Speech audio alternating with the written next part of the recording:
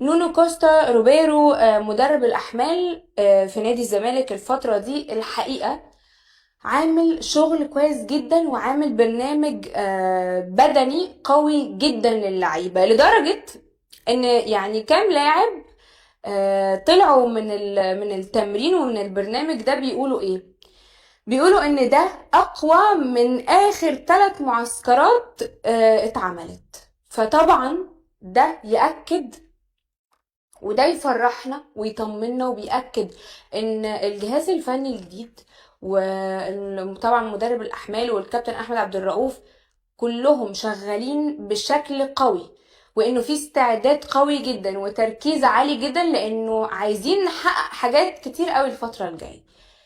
فده يطمن، وده مهم جدا ان احنا كلنا نطمن ونعرف كزملكاوية التفاصيل دي كلها، علشان نطمن ونبقى عارفين ايه اللي بيحصل في التمرين، وانه الناس شغالة كويس جدا وبيستعدوا استعداد قوي جدا.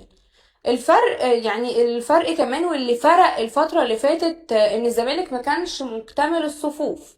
طبعا كان في فترة توقف دولي، اللعيبة اللي كانت منضمة في المنتخب الأول والتاني وطبعا الأجانب كانوا مش موجودين. محمد صبحي، حسام عبد المجيد، محمد اسماعيل، فتوح ودونجا وشحاتة، 6 لعيبة كانوا مع المنتخب الأول، وطبعا عواد والونش كانوا مع المنتخب التاني. فلعيبة كتير ما كانتش متواجدة في الفترة دي وما كانتش معانا في التمارين، ولكن أكيد رجعوا بدأوا يشتغلوا، وأكيد يعني عودتهم بتكون مكسب كبير للفريق، وتدخلنا أكتر في اجواء المباراة، واجواء ان شاء الله ان احنا نركز ونستعد بشكل اقوى. غير كده كمان عندك اللعيبة الاجانب والعرب اللي كانوا برضو في التجمعات، منتخبات بلادهم زي سيف الجزيري وعدي الدباغ وشيكو بانزا ومحمود بنتايج كمان كانوا مش موجودين. يعني الفريق كان ناقص 12 لعيب من القوام الاساسي.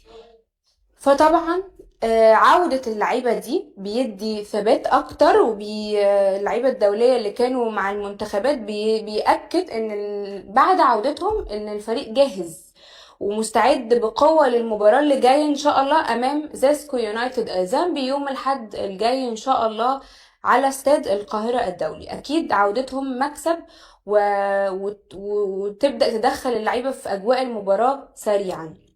خليني اقول لكم كمان عن تفاصيل التمرين. اول مران بعد عودة الدوليين ايه اللي حصل فيه؟ كابتن احمد عبد الرؤوف بدأ يشتغل الحقيقة على بناء اللعب من الخلف، ازاي يبني اللعب من ورا ويأمن الخط الدفاعي طبعا اثناء اي هجمة، والتحرك ما بين الخطوط بشكل سريع وكويس، والضغط العالي كمان لما الكرة تتقطع، وخلق العديد من الفرص كمان. كل ده اشتغل عليه الكابتن احمد عبد الرؤوف في التمرين اللي كان النهارده.